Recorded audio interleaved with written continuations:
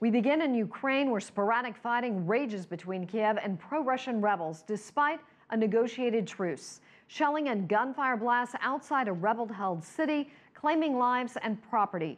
Kate Parkinson is in the southeast city of Mariupol to report on the fight and survival. Ukrainian tanks heading back from the front line, past a vehicle still smouldering after Saturday night's heavy shelling. The biggest violation so far of an extremely fragile ceasefire. It's still very tense here at the checkpoint this morning. No one's entirely sure whether the ceasefire is still in place. One woman was killed when the fighting flared up again in Mariupol. She's the first civilian casualty since the ceasefire was struck on Friday. Fighting also broke out in the northern outskirts of rebel-held Donetsk on Sunday, but both the Ukrainian government forces and the anti-Kiev rebels insist they are strictly observing the ceasefire and blame their opponents for any violations.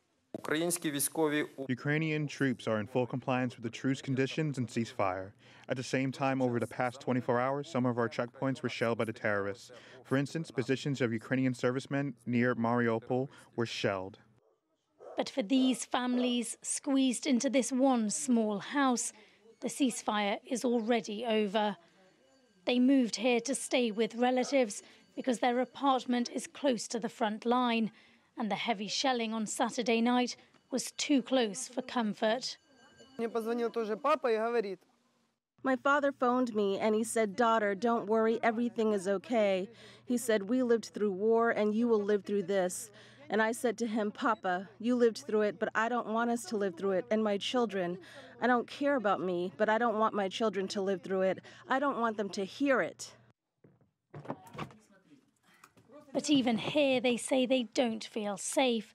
And when the shells are falling, they all come down into this tiny basement.